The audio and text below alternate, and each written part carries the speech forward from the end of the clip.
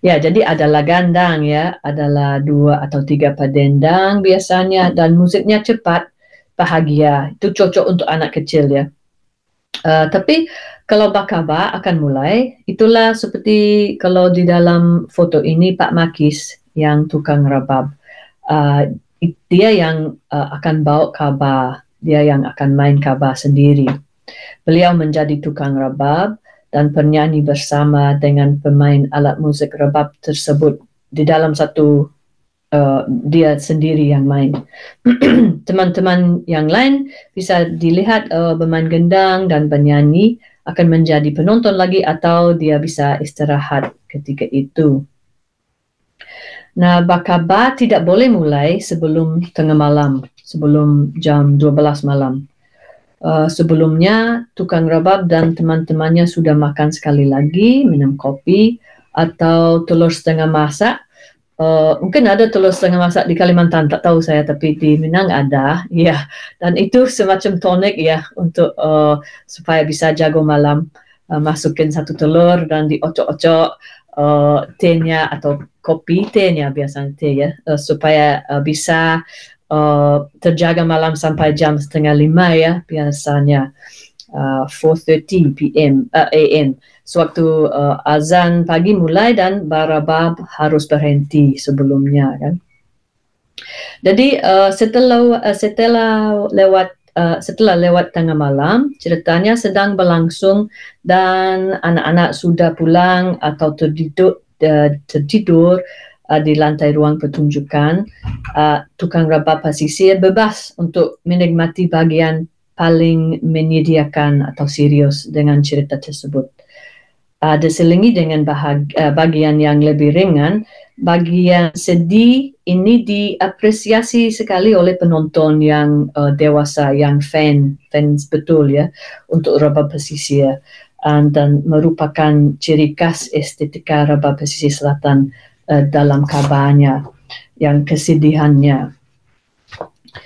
Namun seorang tukang rabab perlu berhati-hati dengan kesedihan ini.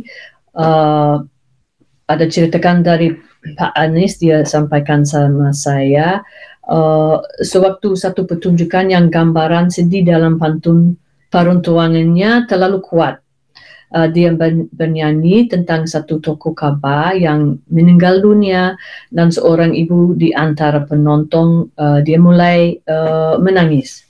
Nah, Pak Anies tidak terlalu cemas sebab kerana hal ini sering terjadi sebab intensity emosi peruntuangan dan kaba itu yang diapresiasi oleh penonton, itu biasanya agak sedih.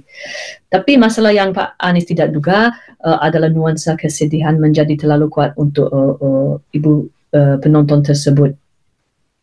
Jadi Pak Anies berhenti tampilnya sebab ibunya harus dibawa pulang.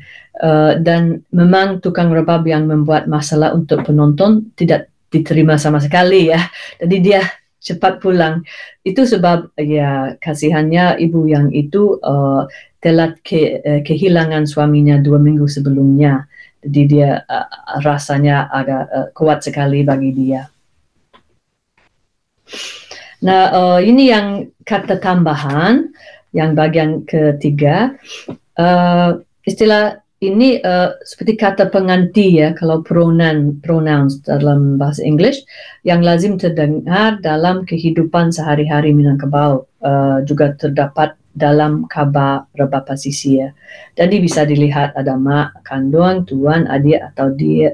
Nde apa guru onde mande dan the nya itu sedang nyanyi gitu.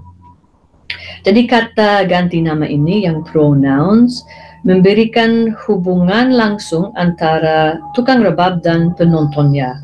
Mereka memberi tukang rabab dengan audiensnya untuk berinteraksi dan menyuarakan cerita mereka.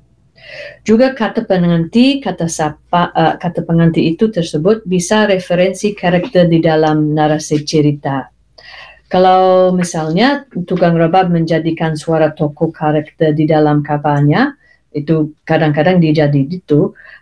Kata tambahan seperti ende, apa, guru misalnya bisa diartikan semacam panggilan kepada si guru yang tokoh tersebut di dalam cerita kabarnya. Jadi itu seperti langsung tukang rabab bisa menjadi dua tokoh karakter di dalam suaranya.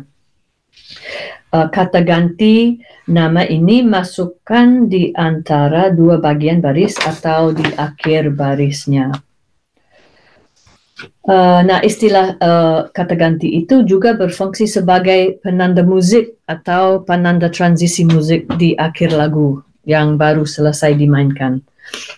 Seperti informasi ada di slide saya di atas, kalau sedangkan bakaba, tukang rabab tidak pernah berhenti-berhenti antara dendang-dendang dan lagunya.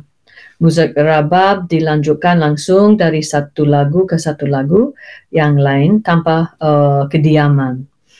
Misalnya adalah penanda-penanda transisi musik dan penanda-penanda kata-katanya di dalam kabar supaya arah narasi dan musik kabarnya jelas untuk penonton. Misalnya kata-kata Tuan ini contohnya. Biasanya dinyanyikan di bagian bawah sinar kedua nada terendah dalam pertunjukan kabar. Kalau sudah Tuan pasti orang dengar itu dia tahu tukang rabab akan naik ke atas lagi ke ketinggian suaranya. Setelah itu dimainkan Tuan dia pindah ke pindah melodi juga bisa atau naik pasti ke senar satu. Jadi kata pengganti ini juga dapat masukkan pada akhir baris pantun atau prosa berirmanya dengan membuatkan ekspresi tambahan di dalam narasi kalau adalah masalah untuk tokoh cerita. Penting untuk teman-teman saudara-saudara untuk diperhatikan. Kalau membaca saja di dalam halaman buku, sastra lisan yang biasanya ditampilkan di dalam pertunjukan untuk pesta hari besar seperti pernikahan adalah kemungkinan besar bahwa artinya di dalam pantun, syair atau prosa berirmanya yang sastra lisan tersebut agak kurang sebab nuansa-nuansa pertunjukan yang disampaikan di dalam teks seperti contoh saya sudah membaca tadi oleh tukang rabab tidak bisa dimengertikan atau menjadi salah pahami atau kurang sadari oleh si pembaca. Dua, apalagi instruksi-instruksi tentang wacana musikal yang disampaikan oleh tukang rabab di dalam pantun kabarnya mungkin juga kurang pahami atau kurang sadari. Ketiga, jadi adalah 3 kategori yang saya sudah membahas dalam webinar ini sebagai contoh-contoh maksud saya untuk hari ini. Yang kata-kata pertunjukan, yaitu istilah saya yang kata-kata yang kasih informasi musikal atau informasi dalam wacana pertunjukan rabab pasisir. Ada yang jalur kambang dipakai oleh audiens penonton dan tukang rabab setempat, yaitu kata-kata yang ceritakan tentang penonton bisa dimasukkan ke dalam teks kabar. Dan yang kata-kata tambahan tadi seperti ganti nama yang adalah di luar narasi, tapi kata yang bisa punya berkaitan dengan penonton atau semacam eksklamasi. Oke ya, itulah presentasi saya untuk hari ini. Terima kasih banyak.